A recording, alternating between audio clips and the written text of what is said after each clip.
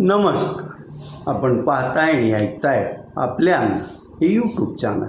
मी गणेश तुकाराम शिंदे आपणा सर्वांचं आपल्या अन्न या यूट्यूब चॅनलवर स्वागत करत आहे.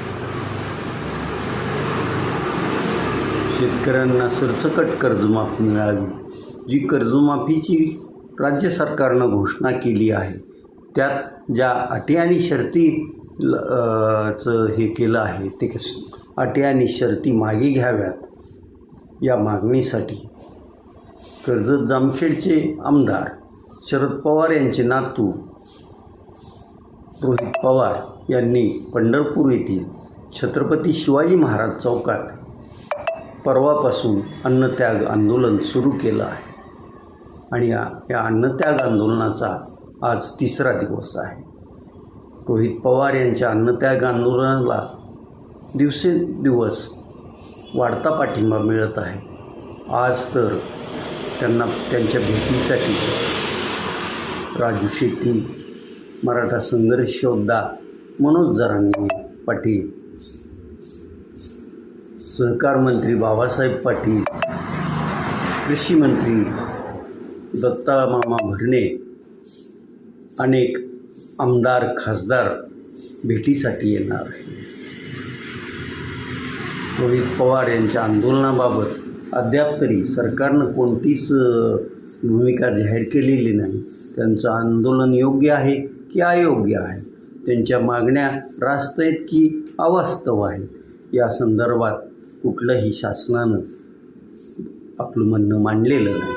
त्यामुळं आता रोहित पवार यांनी सुरू केलेलं अन्नत्याग आंदोलन आता यापुढं तीव्र होतं की ते आंदोलन मागे घेण्यास सरकार त्यांना भाग पाडतं, याकडं संपूर्ण महाराष्ट्राचं आणि त्यातही शेतकरी वर्गांचं लक्ष असणार आहे. रोहित पवार यांच्या अन्नत्याग आंदोलन आणि त्यांच्या मागण्याला विविध शेतकरी संघटना, विविध सामाजिक संघटना, त्याचबरोबर अनेक पक्षांनी पाठिंबा दिलेला आहे आणि या वाढत्या पाठिंब्यामुळं सरकार नक्कीच रोहित पवार यांच्या मागण्याकडं गांभीर्यानं लक्ष देईल असंच दिसतं आहे.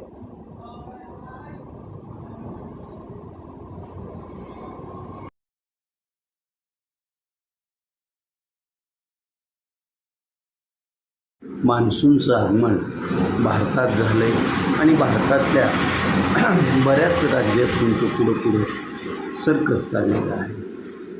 काल सायंकाळी 7च्या दरम्यान धाराशिव शहर आणि जिल्ह्यातील काही भागात तुफान वादळ आलं.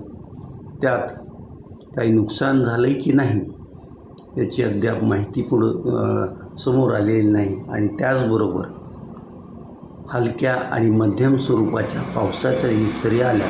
त्यामुळं शेतकरी वर्ग पूर्ण आनंदित झाला नसला तरी काही प्रमाणात त्या शेतकऱ्यांना दिलासा मिळाल्याचं दिसून येत आहे. आता हा मान्सून थोडं कमी वेगानं पुढं सरकत आहे, पण तो शक्यता उद्या किंवा परवापर्यंत संपूर्ण महाराष्ट्र व्यापून टाकेल. हवामान तज्ज्ञांनी जो अंदाज व्यक्त केला आहे की उद्यापासून महाराष्ट्रातल्या अनेक भागात मुसळधार असा पाऊस पडण्याची शक्यता त्यांनी वर्तवलेली आहे. तिकडं तामिळनाडूत काल मान्सूनचा जोरदार पाऊस झाला. त्या पावसामुळं तामिळनाडूतील कन्याकुमारी आणि वेल्लोर जिल्ह्यात तुफान पर्जन्यवृष्टी झाली. वेल्लोर शहरासाठी जे ताडीपत्रीचं रेल्वे स्टेशन आहे त्या भागात तर असा पाऊस झाला की रस्त्यांनाही ओढ्यासारखं स्वरूप आल्याचं दिसत होतं. अनेक नद्यांना पूर आलेला आहे आणि काही नद्या पूर पातळी ओलांडण्याच्या बेतात आहेत, असं वृत्त तमिळनाडूतून येत आहे. असाच पाऊस सर्व दूर पडावा, सर्व देशात पडावा अशीच भारतीय जनतेची आणि शेतकऱ्यांची पण इच्छा आहे आणि तो हमखास पडेलच. असं सर्वांना वाटतंय आणि तो लवकरात लवकर पडावा अशी ही अपेक्षा शेतकरी बांधवांची आहे.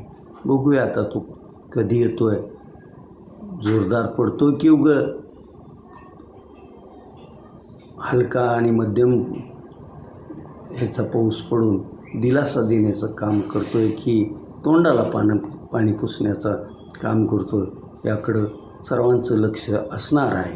त्यात यावर्षी एल निनोचा इफेक्ट मान्सूनवर जाणवत असल्याचं तज्ज्ञांचं मत आहे. त्यामुळं दरवर्षीपेक्षा यावर्षी पाऊस कमीच पडणार आहे. त्यामुळंच महाराष्ट्राच्या जलसंपदा खात्याच्या सचिवांनी सर्व जिल्हाधिकाऱ्यांना आणि संपदा विभागाच्या कार्यकारी अभियंत्यांना एक पत्र पाठवून पाण्याचं काटेकोर नियोजन करा. सध्या शेतीसाठी पाणी सोडलेलं असेल तर ते तात्काळ बंद करा, अशाही सूचना दिलेल्या आहेत. सध्या भारत आणि अफगाणिस्तान यांच्यामध्ये 3 T20 सामन्याची मालिका सुरू आहे. काल या दोन्ही संघातील पहिला सामना धर्मशाला येथे होता, परंतु पावसामुळं हा सामना 4 तास उशिरा सुरू झाला आणि त्यामुळं सामना प्रत्येकी 25-25 षटकाचा करण्यात आला होता आणि हा सामना भारतानं जिंकून या मालिकेत 1-0 अशी आघाडी घेतली आहे. पाऊस पडल्यामुळं या मैदान ओलं झाल्याचा फायदा मिळावा या हेतूनं नाणेफेक जिंकून भारताचा कर्णधार शुभमन गिलनं अफगाणिस्तानला प्रथम फलंदाजीस निमंत्रित केलं होतं.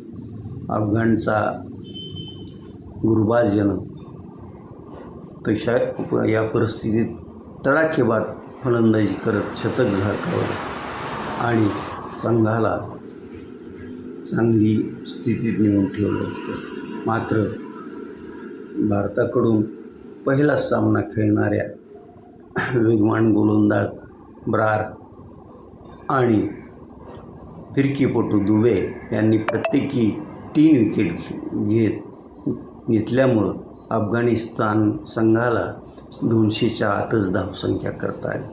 प्रत्युत्तरादाखल ज्यावेळेस भारतीय संघ फलंदाजीसाठी मैदानात उतरला आणि खेळू लागला, कर्णधार शुभमन गिलनं 80च्या पुढं धावा केल्या आणि त्यामुळंच भारतानं हा सामना काही चेंडू राखून जिंकला. आता पुढचे 2 सामन्यात काय होतंय, भारत जिंकतो कपात अफगाणिस्तान सरशी करतो, हे आता आपल्याला लवकरच पाहायला मिळेल. आता येथेच थांबूया. तुम्ही आपल्या यूट्यूब चॅनल सबस्क्राईब करा, लाईक करा आणि कमेंट्स पण नोंदवा. धन्यवाद.